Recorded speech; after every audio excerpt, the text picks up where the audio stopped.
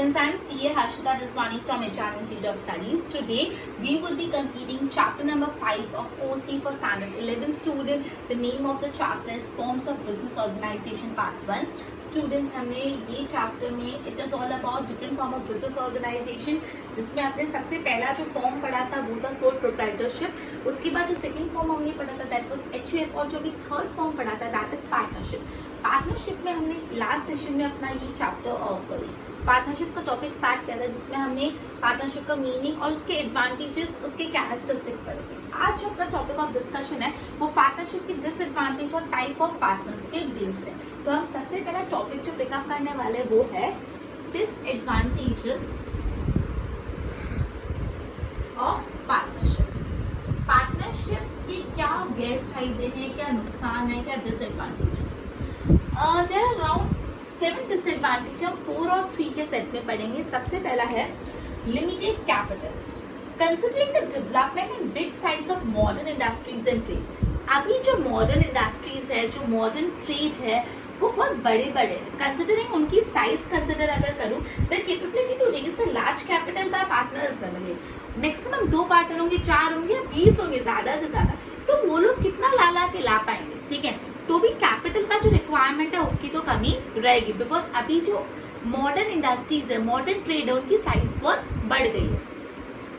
There's less scope for partnership firm to engage in large-scale business activity, and due to limited capital, the activity like research cannot be done. तो बोला है कि अगर पैसा कम होता है, कैपिटल लिमिटेड होता है, तो रिसर्च वर्क ये सारी चीजें नहीं कर पाती. तो ये डिसएडवांटेज है पार्टनरशिप का कि पैसा कम रहता है, limited capital. Right, so first disadvantage is that capital कम रहता है, लिमिटेड कैपिटल.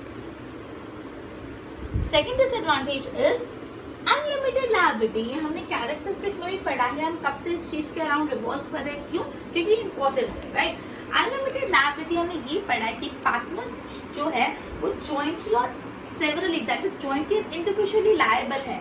अगर से फॉर एग्जांपल कंपनी के असेट्स इतने नहीं है कि डेट्स पे ऑफ कर पाए, तो पार्टनर्स, हर पार्टनर को अपनी पर्सनल प्रॉपर्टी बेच के भी डेट को क्लियर करना पड़ेगा. तो एक डिसएडवांटेज हो जाता है, बिकॉज एक बार एक पूरा घर पे पर्सनल असेट्स पे बनाती है बात. तो second disadvantage unlimited liability. In partnership form the liability of each partner is unlimited. All partners are responsible for the work done for the firm by other partner. मतलब हर एक पार्टनर दूसरे ने जो काम किया उसके रिस्पॉन्सिबल. से फॉर एग्जाम्पल एक पार्टनर ने कोई घपला कर लिया और उस पर बहुत डेट आ गया फर्म पे, तो भले घपला उसने क्या रिस्पॉन्सिबल, तो मतलब पे उसका भुगतान तो सबको करना पड़ेगा.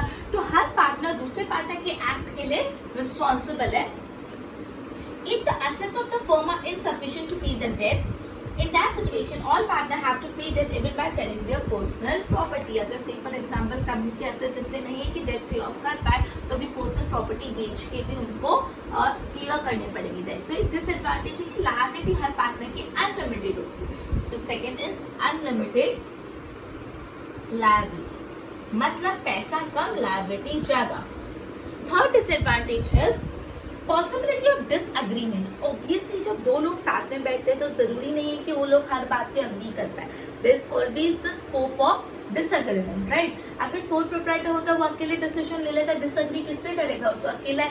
लेकिन पार्टनरशिप में 2, 4, 10, 15, 20 पार्टनर्स होते हैं, तो अलग अलग पॉइंट्स पे डिसएग्रीमेंट होने के चांसेस बहुत हाई हो जाते हैं. So there is a possibility of difference of opinion and disagreement in partnership. कि क्या पता हर पार्टनर्स का ओपिनियन मैच नहीं हो और वो कोई एक चीज पे अग्री नहीं कर पाए. In partnership, management of firm runs properly till there is unity and agreement. Partnership में फर्म तभी अच्छे से मैनेज हो पाती जब तक सब पार्टनर्स में यूनिटी होती है और अग्रीमेंट, मतलब सारे पार्टनर्स एक डिसीजन पे अग्री करते हैं. लेकिन जब डिसयूनिटी आ जाती है या तो कोई डिस्प्यूट हो जाता है, तो पार्टनरशिप में डिसएग्रीमेंट आने के चांसेस बढ़ जाते हैं. मतलब पार्टनरशिप अच्छा है, लेकिन जब तक सारे पार्टनर्स एक मैटर पे अग्री कर पाए, यूनिटी रहे. जैसे डिसयूनिटी आई तो पार्टनर्स एक मैटर पे अग्री नहीं कर पाते, डिसएग्रीमेंट का स्कोप आ जाता है. So third point is possibility of disagreement. Fourth point, difficult in maintaining secret. अगर एक अकेला इंसान है वो अपने बिजनेस के सीक्रेट मेंटेन कर पाएगा, वो खुद ही ओनर है, वो खुद ही मैनेजर है, वो खुद ही एडमिनिस्ट्रेटर है, वो खुद ही अकाउंट्स देख रहा है, तो वो बिजनेस सीक्रेट मेंटेन कर पाएगा। लेकिन जो पार्टनर्स होते हैं 2, 4, 10, 15, 20 लोग, तो ऑब्वियसली सीक्रेट्स नहीं मेंटेन कर पाते, ठीक है। हर इंसान बाहर किसी को पूरे के पूरे फॉर्म के सीक्रेट्स आउट हो जाते हैं। So difficulty in maintaining secret in partnership firm, important business decision cannot be taken without proper discussion and thinking process. Due to the discussion among partner, the maintenance of secrets are difficult. बोला कि अगर आप business में कोई भी decision लोगे तो partners के साथ डिस्कशन तो करोगे, और डिस्कशन करने से क्या होगा, बिजनेस के सीक्रेट्स बाहर चले जाते हैं। तो एक नुकसान है, डिसएडवांटेज है, that is it is difficult to maintain secrets. Fourth is it is difficult to maintain secrets. Okay, तो 4 डिसएडवांटेज, 4 का एक सेट हो गया। पैसा कम, लिमिटेड लायबिलिटी, लिमिटेड कैपिटल लेकिन लायबिलिटी अनलिमिटेड, पॉसिबिलिटी है कि भाई डिसएग्रीमेंट हो पाए, and difficulty to maintain secrets maintain करना भी डिफिकल्ट है, ठीक है। So limited capital, unlimited liability, possibility of disagreement and difficulty in maintaining secret. Next 3, difficulty in share transfer. मैंने आपको बताया था शायद से कैरेक्टरिस्टिक में कि अगर एक पार्टनर आज चाह रहा है कि मेरे को उस पार्टनरशिप का अपना जो शेयर है वो किसी और को ट्रांसफर कर देना है, तो क्या वो इजीली कर सकता है? नहीं, उसको बाकी सारे पार्टनर्स को कंसेंट चाहिए। अगर एक भी पार्टनर मना कर रहा है, वो चाहता है इस मैटर से मैं पूरी फर्म में डिसॉल्व कर दूंगा, तो वो भी हो सकता है। तो शेयर ट्रांसफर करना पार्टनरशिप में आसान नहीं, ठीक है। In partnership firm, partner cannot transfer his share to other person. Share transfer तभी हो पाता है जब सारे पार्टनर्स का कंसेंट होता है। तो यहाँ पे ये बोला है कि पार्टनरशिप फर्म में अगर एक पार्टनर को अपना शेयर किसी और को ट्रांसफर करना है, it is not a easy process. Share transfer तभी हो पाता है जब सारे पार्टनर्स उस चीज पे कंसेंट देते, दैट इज अग्री करते हैं। तो this is difficulty in share transfer.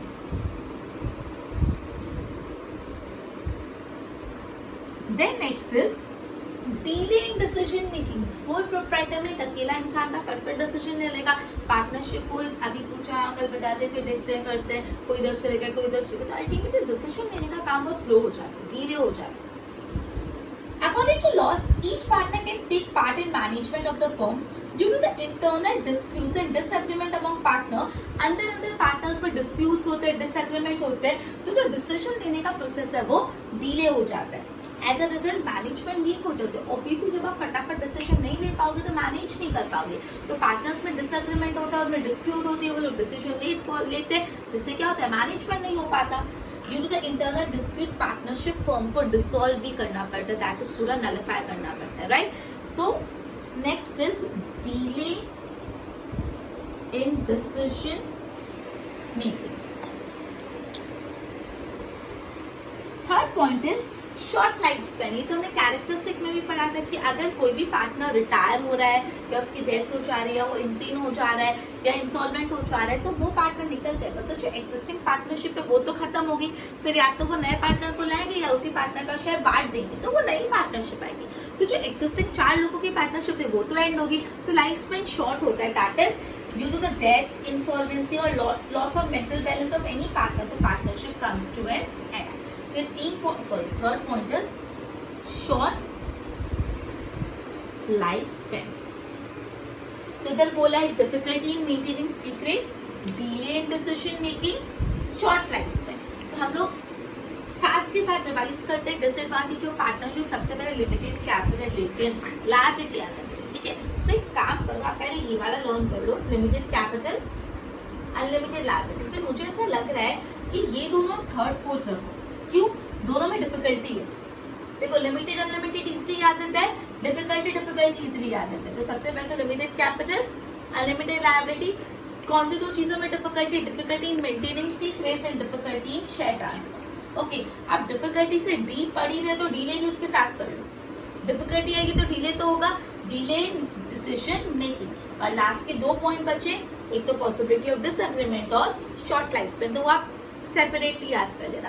तो इसका टेक्निक लर्न करने का ऐसा रहेगा, लिमिटेड कैपिटल, अनलिमिटेड लायबिलिटी। अब 2 difficulty difficulty in maintaining secret, difficulty in share transfer, ठीक है। फिर डिफिकल्टी तो डिले तो होगा, डिले इन डिसीजन मेकिंग, और लास्ट दो मैंने बोला अलग अलग याद कर लो, possibility of disagreement and short life span. इस तरह से याद करोगे, it will be quite easy for you to learn. तो ये हमारे डिसएडवांटेज ऑफ पार्टनरशिप हो गया। अब हमारा जो लास्ट टॉपिक है इस चैप्टर का वो है टाइप्स ऑफ पार्टनर, किस किस टाइप के पार्टनर्स होते हैं। Let us study next topic जो काफी इंपॉर्टेंट है।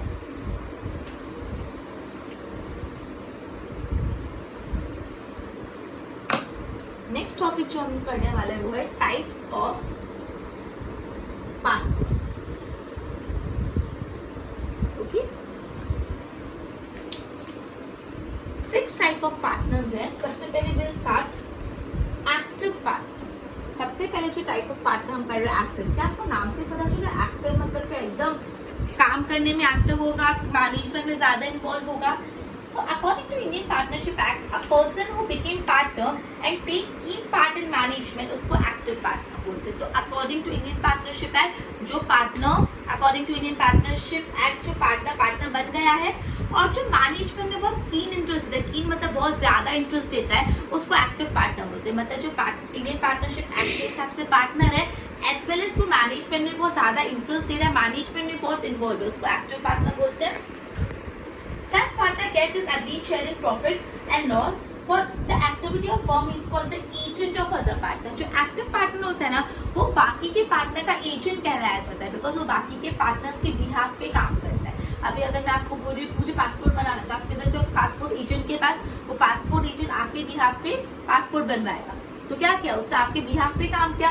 उसी तरह जो एक्टिव पार्टनर होता है वो दूसरों के बिहाफ पे काम करता है, इसलिए उस एक्टिव पार्टनर को माना जाता है दूसरे पार्टनर्स का एजेंट, ठीक है। सो एक्टिव पार्टनर वो पार्टनर होता है वो partner as per Indian partnership act and he has a keen interest in management. उन्होंने मैनेजमेंट में भी बहुत कीन इंटरेस्ट दे रखा है, ठीक है।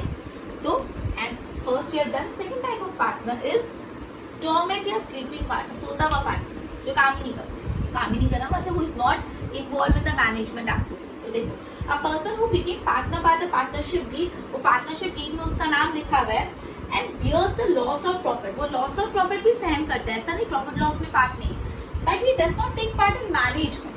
मतलब वो ऐसा पार्टनर है जिसका नाम पार्टनरशिप डीड में लिखा हुआ है। यस, अगर प्रॉफिट होता है तो उसको मिलता है, अगर लॉस होता है तो वो बेयर करता है, लेकिन वो मैनेजमेंट में इंटरेस्ट या मैनेजमेंट में पार्टिसिपेट नहीं करता, उसको बोलते हैं डोरमेंट पार्टनर। डोरमेंट या तो स्लीपिंग, तो he is an inactive partner but like other partner his liability is unlimited. क्या आप ऐसा बोल सकते हो कि मैं तो स्लीपिंग पार्टनर हूँ तो मेरी लायबिलिटी क्यों आई? नहीं, लायबिलिटी तो अनलिमिटेड ही रहती है, ठीक है। सो सेकंड अपन है डोरमेंट पार्टनर। डोरमेंट पार्टनर का सिर्फ एक ही चीज है, वो प्रॉफिट लॉस भी शेयर करेगा, सब करेगा, लेकिन ये जो पार्टनर होता है वो मैनेजमेंट में इन्वॉल्व नहीं होता है। क्लियर? थर्ड है nominal partner. For quick growth and new establishment firm and to stay alive in tough competition, if a well-known person allowed his name to be used by the firm, then the person is called a nominal partner। Nominal partner का concept क्या होता है कि actually वो एक ऐसा इंसान है जिसका बहुत नाम है, तो उस इंसान ने हमारे फर्म को अलाउ किया कि हम उसका नाम यूज कर सकते हैं कि हाँ सो एंड सो हमारा पार्टनर है, तो इसको बोलते हैं नॉमिनल पार्टनर, बिकॉज उसकी इमेज इतनी अच्छी है कि अगर हम बोलेंगे वो हमारा पार्टनर तो हमारा बिजनेस ग्रो होगा, ठीक है। Nominal partner does not bring capital in the firm. Nominal partner कोई पैसा वैसा नहीं लाएगा क्योंकि उसका तो नाम है, right. He only allows name to be used for the firm। वो बोले ठीक है तुम मेरा नाम यूज कर लो, तुम बोल देना लोगों को मैं तुम्हारा पार्टनर हूँ, पैसा वैसा कुछ नहीं लाता। So the goodwill of the firm increase but the liability like other partner remain unlimited। लेकिन ये ध्यान रखना वो अपना नाम दे रहा है तो उसकी लायबिलिटी अनलिमिटेड होगी। वो ये नहीं बोल सकता कि मैं क्यों दूं बिकॉज मैं तो पैसा वैसा कुछ लगाया नहीं, लायबिलिटी अनलिमिटेड होगी। नॉमिनल पार्टनर बेसिकली जिसका नाम एक पार्टनरशिप फर्म यूज करके उसके नाम से पार्टनरशिप फर्म की गुडविल बढ़ती है, ठीक है। भले वो कैपिटल नहीं लाता लेकिन उसकी लायबिलिटी तो अनलिमिटेड है।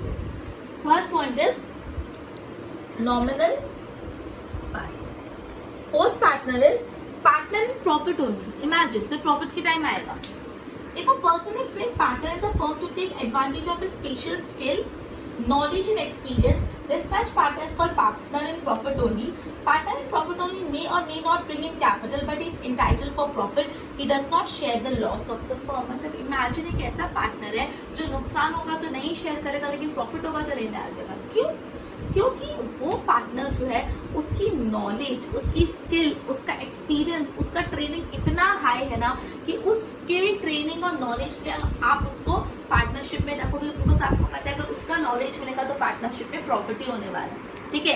तो बेसिकली जब एक पार्टनर एडमिट होता है उसकी स्पेशल स्किल और नॉलेज के कारण, तो उसको बोलते हैं पार्टनर इन प्रॉफिट। जैसे नाम बोल रहा है पार्टनर इन प्रॉफिट, तो ये इसको लॉस नहीं शेयर करेगा। अब आती है बात क्या, उसको पैसा लाना पड़ता है, वो ला भी सकता है, नहीं भी ला सकता, ये मे और may not bring the capital, ठीक है। तो मतलब यहाँ पे तो बॉस अपनी नॉलेज का पैसा मिल रहा है and that too profit, loss में हम हिस्सेदार नहीं, ठीक है। सो पार्टनर इन प्रॉफिट हो। Fifth is partner by estoppel or holding out. Partner by estoppel or holding out. The person who had not signed the partnership deed does not, मतलब एक ऐसा पार्टनर है जिसने पार्टनरशिप डीड में sign भी नहीं किया, ना वो अपना पैसा ला रहा है, ना वो प्रॉफिट में भी शेयरिंग है उसका, ना आप बोले तो फिर करने का क्यों पार्टनर रखा है, ना उसका पार्टनरशिप डीड में नाम है, ना वो पैसा ला रहा है, ना वो प्रॉफिट में भी हकदार है। But on the basis of his behaviour when a third person assume that him as a partner, then he is called partner by estoppel। मैं एक एग्जांपल के लिए समझाती हूँ तो क्लियर होगा। सिंपल एग्जांपल है, आप एक दुकान में जा रहे हो, उस शॉप में ना यूजुअली 2 लोग बैठे होते हैं या 3 लोग बैठे होते हैं। अब 2 लोग पार्टनर, तीसरा पार्टनर है, लेकिन वो हमेशा उस शॉप पे बैठा होता है, या तो वो कस्टमर से डील करता है, या हमेशा वो 2 पार्टनर्स के बिहाफ पे बोलता है। तो आप अज्यूम कर लोगे कि ये तो उसका पार्टनर ही होगा। तो एक्चुअली क्या उसका बिहेवियर ऐसा होता है कि अज्यूम करा जाता है कि he is the partner, but actually ना उसका पार्टनरशिप डीड में नाम होता है, ना एक्चुअली उसको प्रॉफिट मिलता है, प्रॉफिट के शेयर में वो इन्वॉल्व होता है, ना वो कैपिटल रहता है, but is by his action, by his behaviour assume किया जाता है कि वो पार्टनर है। Though he cannot take part in management or profit, a third party does business with the firm after taking his credit, his liability became unlimited। अब student इसकी liability भी unlimited है, क्यों? बिकॉज अगर मैं सपोज मैं बोल रही हूँ कि यार मैं इन लोगों को बहुत अच्छे से जानती हूँ, आप इसके साथ बिजनेस कर, तो मेरे को कोई पूछेगा कि आप इनके पार्टनर हो, पार्टनर नहीं, पार्टनर जैसे ही समझो ना, अब पार्टनर जैसे ही समझ रहे, मतलब मैं गारंटी दे रही हूँ ना कि भाई आप उसके के साथ काम करो, तो कल को कुछ हुआ तो लाइबिलिटी तो अनलिमिटेड। तो ये भी बहुत इंपॉर्टेंट है, पार्टनरशिप बाय एस्टोपल या होल्डिंग आउट, मतलब इंसान के बिहेवियर से अज्यूम होता है कि वो उसका पार्टनर है, कहीं नाम नहीं लिखा हुआ, ना कैपिटल ला रहा, ना प्रॉफिट ले रहा, लेकिन liability unlimited. Last one, minor partner, नाम से पता चलता है अ person who is minor. According to Partnership Act, सिर्फ adult person he minor can sign the partnership deed। Indian partnership act बोलता है कि माइनर पार्टनरशिप डीड साइन नहीं कर सकते, जो माइनर्स होते हैं पार्टनरशिप डीड साइन नहीं कर सकते। Therefore only adult person can become a partner, a minor cannot। मतलब इंडियन पार्टनरशिप एक्ट में ऐसा लिखा है कि कोई माइनर पार्टनरशिप में एंटर नहीं कर सकता, सिर्फ अडल्ट ही बन सकता है। If any of the partner die, then his minor child can be the minor partner। लेकिन अगर सपोज कोई पार्टनर की डेथ हो जाती है, उसका जो बच्चा है वो भी माइनर है, तो हाँ उसको एक माइनर पार्टनर की तरह एडमिट कर सकते हो। A minor partner is no liability to pay the debt of the firm. क्या उसकी लायबिलिटी होती है? अनलिमिटेड नहीं, उसकी कोई लायबिलिटी नहीं होती। Creditor can not take his personal property of minor partner. देखो कितना इंपॉर्टेंट, यूजुअली सब में लायबिलिटी अनलिमिटेड, तो आप गलती से माइनर में भी लिख दो कि लायबिलिटी अनलिमिटेड, नहीं, माइनर की लायबिलिटी अनलिमिटेड नहीं हो सकती, उसकी पर्सनल असेट बेच के डेट पे ऑफ नहीं हो सकता। अब आते जब वो अडल्ट बन गया तो क्या हो, जब माइनर अडल्ट बन गया तो उसकी इच्छा होगी क्या उसको पार्टनरशिप कंटिन्यू करनी है या तो नहीं करनी। मतलब बोला है माइनर पार्टनर तो अलाउड ही नहीं, आप पार्टनरशिप में किसी माइनर के साथ एंटर नहीं कर सकते, इंडियन पार्टनरशिप एक्ट में अलाउड ही नहीं है। बट अगर कोई पार्टनर की डेथ हो जाए और उसका माइनर सन या डॉटर है तो ही और she can enter into the partnership, वो माइनर पार्टनर की तरह एडमिट हो सकते हैं, उनकी लायबिलिटी अनलिमिटेड नहीं होती, और जब वो अडल्ट बनते तो दे नीड टू डिसाइड कि उनको आगे कंटिन्यू करना है कि नहीं। Clear? Sixth one is minor partner. तो ये हमने 6 टाइप ऑफ पार्टनर देखे। एक्टिव पार्टनर जो इंडियन पार्टनरशिप एक्ट के हिसाब से पार्टनर और उसका एक्टिव इंटरेस्ट इन मैनेजमेंट। तो एक्टिव पार्टनर वो बाकी के पार्टनर्स का क्या होता है? Agent. Active partner is the agent on behalf of all other partner. Dominant partner का खाली ये कि वो मैनेजमेंट में इन्वॉल्व होता है, स्लीपिंग है। नॉमिनल पार्टनर ऐसा है कि जो उसका नाम है, उसका नाम हम यूज कर रहे हैं, उसके नाम से हमारी गुडविल बढ़ती है, लेकिन इसकी भी लायबिलिटी तो अनलिमिटेड। प्रॉफिट मतलब कोई पार्टनर ऐसा जिसकी इतनी नॉलेज है, इतनी स्किल है कि उसको हम एडमिट कर रहे हैं, उसको हम लॉस में भागीदार नहीं बनाएंगे, लेकिन हाँ प्रॉफिट देंगे। Partner by estoppel holding out मतलब actually is not a partner, लेकिन उसके बिहेवियर से ऐसा अज्यूम किया जाता है इस पार्टनर, और उसकी लायबिलिटी कैसे होती है?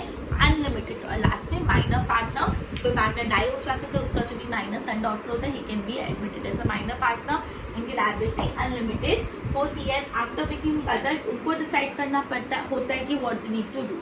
तो type of partner, active partner, dominant partner, nominal partner, partner in profit only, partner by estoppel और होल्डिंग आउट, एंड लास्ट में माइनर पार्टनर। तो बेसिकली हमारा ये चैप्टर यहाँ पे कंप्लीट होता है। हमने ये चैप्टर में अभी 2 पॉइंट्स पढ़े। डिसएडवांटेज ऑफ पार्टनरशिप जो 7 पॉइंट हमने 4 और 3 का सेट पढ़ा था, लेकिन बाद में हमने उसको थोड़ा मॉडिफाई कर लिया था, 2 करके लर्न किया था। फिर हमने टाइप ऑफ पार्टनर पढ़ा, ठीक है। So with this students we would be ending our session and we would continue with the next chapter in our next session. Till then, goodbye.